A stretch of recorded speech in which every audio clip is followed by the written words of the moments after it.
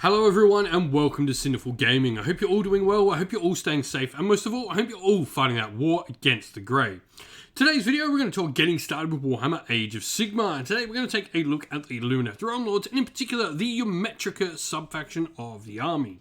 In this video, we're going to go through, talk a little bit about what makes Ymetrica special, look at some units we recommend to start off your Ymetrica collection with, before looking at some other units to expand upon after you've made those first couple of initial purchases. Finally, we'll finish off the video with a little sample army list of 1,000 points for you to use as some inspiration for creating your own Ymetrica Lumineth Realm Lords army. And so, to get us started, Ymetrica, what is special about it? Now, Ymetrica has a cool rule where when a friendly Ymetrica Alarith, this is all the stone focused units, so Stone Guard, the Alarith Spirit of the Mountains, that sort of stuff. When those friendly Ymetrica Alarith units that have the Enduring as Rock ability are targeted by an attack, you change the Rend characteristic for the attack to dash if the weapon for the attack has a Rend characteristic of -1 or -2 instead of the normal only -1. So this is pretty cool. This is straight away a really strong defensive benefit to your army. You've got a good source of defense here, getting rid of a lot of Rend, which is definitely in high abundance in the game at the moment. Now, this doesn't mean you will straight up take Rend 3 and you will take Rend 4, but not having to use all our defense to save some points here and there, thanks to this, is really nice and can really come in clutch when you actually need to use them to get that Rend -3 or 4 down to make it more dealable and palatable with your army. And so, where to start with our army? I think the Alarith Stone Mage is the place to start. This is a relatively cheap hero for your force. It's not going to break the bank, and definitely, compared to cost-wise of some of the other hero options, they're definitely going to work in the Ymetrica sub-faction. I think he is the best place to start. You've got a wizard that can attempt to cast and unbind 1 spell per turn, 4 up save, 5 wounds, move 6, and bravery 8. It's got the Stone Mage stance ability, where at the start of the combat phase you can say this model will adopt the Stone Mage stance, and if you do so, this unit and any friendly Stone Guard units held within 12 inches of this unit cannot make pile-in moves. However, until the end of the phase, you improve the Rend characteristic of melee weapons used by this unit and those friendly Stone Guard units by 1. He's got the Enduring a Rock ability, and this is just something that Stone Guard get and all Alarith units get. I'll mention if a unit does not particularly get this for an Alarith unit. But when this unit is targeted by an attack, you decrease it by -1. Obviously, in Ymetrica, we get rid of -1 and -2 for our Rend. His War Scroll spell, Gravitic Reduction, at a casting value of 5 and a range of 18 inches. If it's successfully cast you until your next hero phase, the caster can fly, and in addition, you pick one enemy unit within range of visible. If you do so until your next hero phase, that unit's move characteristic is halved and it cannot fly. So you effectively apply gravity to your opponent and stop it applying to you. Now, alongside this model, definitely the place to go is obviously with the Alarith Stone Guard. Now, they become battle line options in the Ymetrica sub-faction. 4+ save, 2 wounds each. Movement 4 is pretty slow for elves, no doubt. Now, they've got just one weapon option now, with the Stone Mounts and Diamond Pick Hammers having the same profile, 2 attacks, 3s and 3s to hit and wound, Rend 1, damage 1. Their champion does get a pair of Stratum Hammers. He drops the Rend, but he does go 4 attacks instead.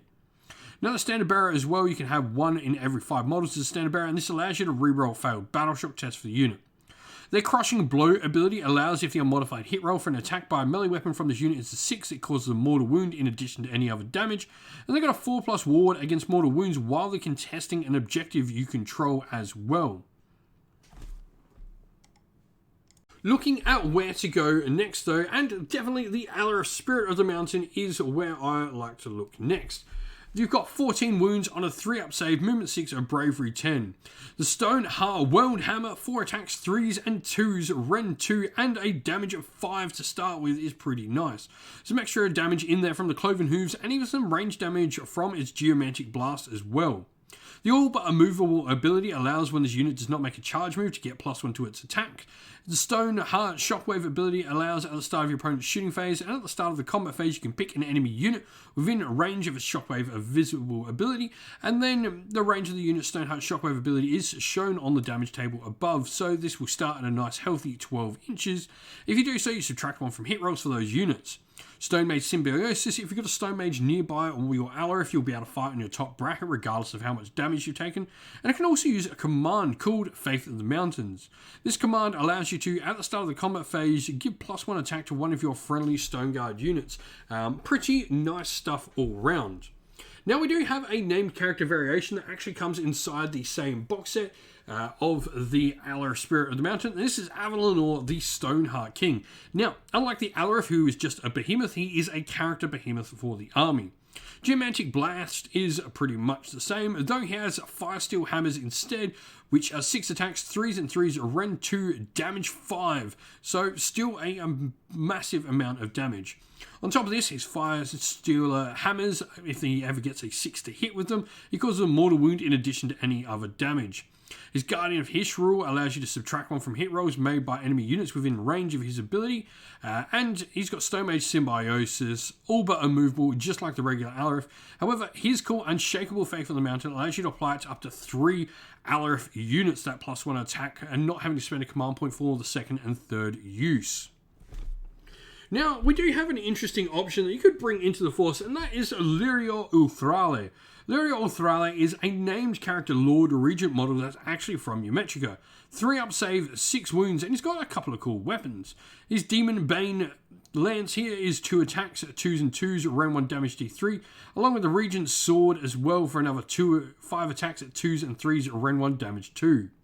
He's a 1 cast and 1 unbind Dispel Wizard, and the Demon Bane, if the damage inflicted by a successful attack made with the Demon Bane is 3 instead of the D3, if a target ever has the Chaos or Demon keyword. So he's pretty cool in, particular situations.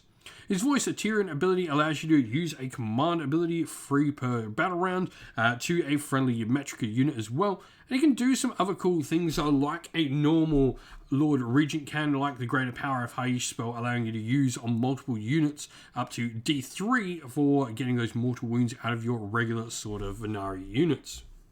Now lastly, we have the Endless Spells for the Lumineth Realm Lords. Hesian Twin Stones is really nice for being able to boost your own power. The Rune of Petrification is really nice with its Turn to Stone ability, which can subtract some from your opponent's run and charge rolls, but also deal some damage. And then we have the Sanctum of Amnatok, which can actually protect one of your wizards. And so here we have our sample army list. We're obviously in Ymetrica, and we're from the mortal realm of Haish. Our grand strategy is actually going to be Alarith Aftershock. I think this is a fantastic grand strategy. All we need to do to complete this is have 2 Alarith units contesting objectives at the end of the game. There must be different objectives, but this is pretty good. At Triumph, we've gone for the Inspired for +1 to wound there, and our Alarith Stone Mage is going to be our leader. Now the command trait we've gone for on the Alarith Stone Mage here is Unyielding Toughness. At the start of your hero phase, you can pick a friendly Stone Guard unit, hold within 6 inch of this general, and add 1 to their wounds characteristic into your next hero phase.